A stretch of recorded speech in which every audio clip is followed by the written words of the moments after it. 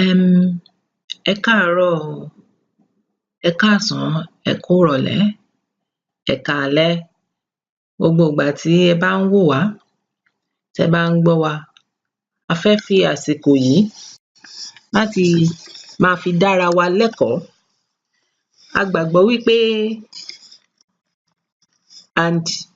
èdè Yorùbá la máa fi sọ́, a máa fi èèbó kọ̀ọ̀kan kún because ìgbàgbọ́ mi ni wípé àwọn ènìyàn wa, torí pé èdè òyìnbó ó lágbára ní àwọn ilé míì, wọn kì í sọ́ dáadáa, wọn kì í sọ èdè òyìnbó dáadáa. Àwọn tó dẹ̀ ń sọ èdè Yorùbá náà, wọn find ẹ̀ kò yé wọn dáadáa. Tí wọ́n bá sọ pé kí wọ́n máa fi ṣiṣẹ́, so ta bá ka nǹkan, ó lè má yé wa dáadáa. Ta bá ṣiṣẹ́, ó lè má rọrùn fún wa. Kì í ṣe ká máa ṣe àgbérùgbésọ̀, ìyẹn kọ́ ló múyàn máa tẹ̀síwájú. That means when you cram something and you put it in your head and you bring it down, it doesn't actually add to your knowledge. You need your thinking cap. You need to be able to reason on your own 2 feet. Nǹkan tá à ń sọ ni pé kéèyàn lè dá ronú, kéèyàn lè sọ̀rọ̀ láwùjọ, nǹkan tí èèyàn need nìyẹn láti lè lo ìgbé ayé tó dáa, láti lè rí iṣẹ́ tó dáa pàápàá. Because ọ̀pọ̀lọpọ̀ wa ló wà tó ń wáṣẹ́, àìmọye graduate ni ò lè sọ iye course, ni ò tiẹ̀ lè sọ pàtó course tó ṣe. Bó lè sọ pàtó course tó ṣe, kò lè sọ meaning ẹ̀. Pé kó wá defend, kó wá sọ iṣẹ́ tó ṣe last. A à sọ pé àwọn tó ń ṣe dáadáa ò sí o, but a sọ pé èyí tó pọ̀ jù ni pé torí pé èèyàn púpọ̀ kọ́ ló lè rówó rán ọmọ ẹ̀ ní private school tí wọ́n fi máa sòyìnbó sí láti bẹ̀rẹ̀. Nígbà tí ọmọ ò bá gbóyìnbó láti bẹ̀rẹ̀, tó bá wá dé secondary school tí wọ́n ń fòyìnbó ṣe gbogbo iṣẹ́ fún un, ó máa ń jẹ́ kí wọ́n má mọ iṣẹ́ yẹn dáadáa. Téèyàn ò bá dẹ̀ mọṣẹ́, ó máa ń frustrate, ó máa ń jẹ́ kó sú wọn láti ṣe. Eléyìí la fi wá fẹ́ máa fi eléyìí ṣe ìrànlọ́wọ́ fún àwọn ènìyàn wa, fún àwọn ọmọ wa, fún àwọn àbúrò wa, fún àwọn ẹ̀gbọ́n wa, tó máa fi yé wọn dáadáa. But at the same time, a gbàgbọ́ wípé èdè òyìnbó ni Nàìjíríà ń lò láti fi bá ara wa sọ̀rọ̀ because Yorùbá ò gbọ́ Haúsá, Haúsá ò gbọ́ Yorùbá, Íbò ò gbọ́ Yorùbá, Yorùbá ò gbọ́ Haúsá àfi tó bá lọ gbé ní ilẹ̀ wọn. Nítorí ìdí èyí, èdè òyìnbó ni wọ́n kà sí as national language of Nigerian Republic. But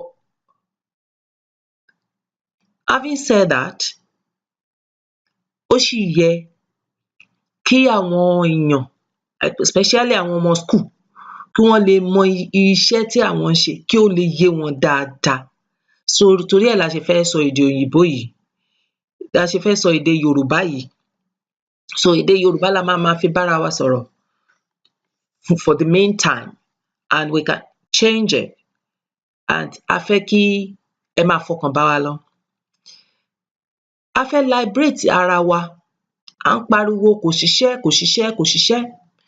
Lóòótọ́ ni kò síṣẹ́ púpọ̀ torí a pọ̀ ju iṣẹ́ lọ. Ṣùgbọ́n kí làwa náà lè ṣe láti fi ran ara wa lọ́wọ́? Àwọn òkòwò kan wà lórí internet tá à ń sọ pé online business tí a lè ṣe tá fi lè ran ara wa lọ́wọ́.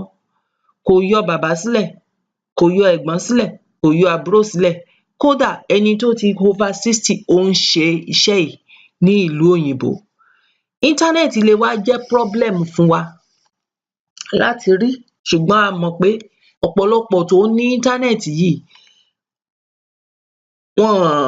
wọ́n ń lo credit wọn síbi tí kò ti lè profit wọn dáadáa láti pé kéèyàn lè dá dúró, kó lè rọ́wọ́ mú lọ sẹ́nu. A wá wò ó pé tá bá kọ́ wọn tá bá fi ọ̀nà béèyàn ṣe ń ṣiṣẹ́ lórí íńtánẹ́ẹ̀tì, kò ń ṣe yahoo o, àwa ò ń ṣe yahoo o, à ń ṣe yahoo yahoo, a kì í hack àkáǹtì alákáǹtì o, ṣùgbọ́n a máa fi hàn yín kí ni àwọn akẹgbẹ́ yín ń ṣe ní ìlú òyìnbó tó dẹ̀ ń fún wọn lówó. Báwo nìwọ náà ṣe lè ṣé? Ṣé talent lo ní ni lo fẹ́ gbé sórí afẹ́fẹ́? Tí ò bá ṣe talent, ṣé ọjà lo fẹ́ tà tó fẹ́ gbé sórí afẹ́fẹ́? Tí ò bá ṣọjà tó fẹ́ tà, o lè bá àwọn ará ìlú òyìnbó dòwò pọ̀ láì dẹ̀ jẹ́ wípé o gbá wọn. O lè ṣiṣẹ́ fún àwọn ará ìlú òyìnbó láì dẹ̀ jẹ́ wípé o gbá wọn. Wọ́n dẹ̀ máa employ ẹ, wàá go through, a máa sọ àwọn ibi tẹ máa go through, tẹ máa lọ register sí, tí ẹ sì máa bá wọn ṣiṣẹ́ tí wọ́n bá fẹ́ ṣe. Tẹ bá ṣe competent sí la ṣe ní ká fi eléyìí hàn yín.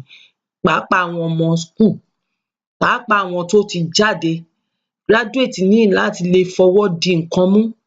Gbogbo ẹ̀ náà kọ́ ni ká fi máa ru omi káàkiri ojú títì. That is physical product. Physical product sometimes is not that productive. Owó oúnjẹ lèèyàn máa rí.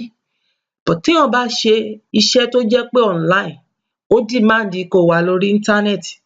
Ìgbà míì tí wọ́n bá múná lọ, àwọn tẹ́ ẹ̀ ń bá ṣiṣẹ́ yìí máa provide fún yín, ṣùgbọ́n wọ́n máa mọ bí ẹ ṣe ń ṣiṣẹ́ yìí sí. Every time tí ẹ bá sọ fún wọn pé ẹ fẹ́ wà lórí iṣẹ́ wọn fún hour báyìí, iye owó báyìí ni wọ́n máa fún yín. Wọ́n lè fún ẹlòmíì ní $2 per hour.